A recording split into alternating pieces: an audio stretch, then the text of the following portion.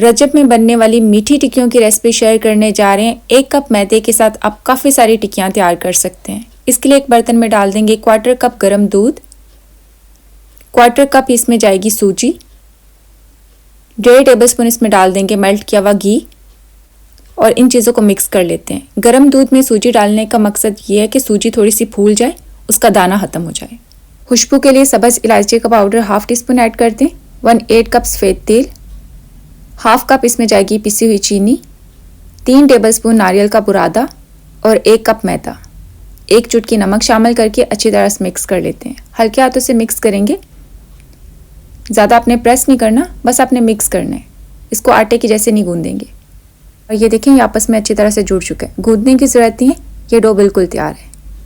اب اس کو 2 حصوں میں تقسیم کر لیتے ہیں اور اس طرح اس کو رفلی پیڑے کی شیپ دے دیں گے پریس کرتے ہوئے۔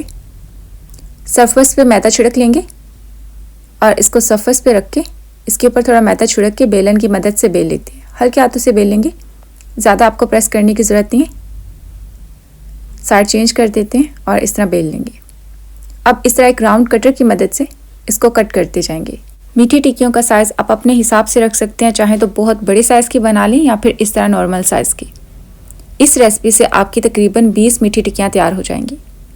یہ دیکھیں کناروں کو آپ نے اس طرح تھوڑا سا شیپ دے دینی ہے۔ ساری میٹھی ٹکیاں ہم نے تیار کر لی ہیں۔ اب ان کو فرائی کر لیں گے میڈیم سلو فلیم پر گرم تیل کے اندر۔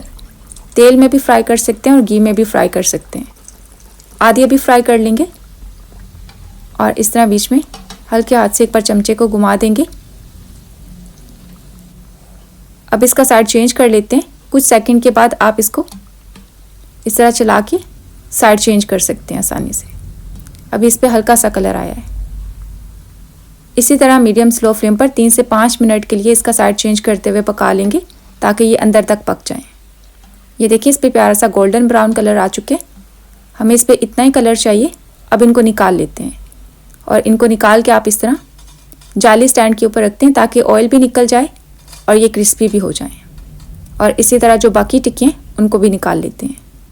اس طرح آپ کی مزیدار گرما گرم میٹھی ٹکیاں تیار ہو جائیں گی۔ ابھی باقی فرائی ہو رہی ہیں، یہ دیکھیں 10 منٹ سے بھی کم ٹائم لگے گا ان کو فرائی کرنے میں، اور آپ کی 1 کپ میدے کے ساتھ ڈھیر ساری میٹھی ٹکیاں تیار ہو جائیں گی جن کو آپ بنا کے نیاز بھی دے سکتے ہیں اور اپنی فیملی فرینڈس کے ساتھ بھی کھا سکتے ہیں۔ یہ دیکھیں اس طرح کا اس کا مزیدار سا ٹیکسچر ہے۔ انشاءاللہ نیو ریسپی کے ساتھ جلد ملاقات ہوگی، تب تک کے لیے اللہ حافظ۔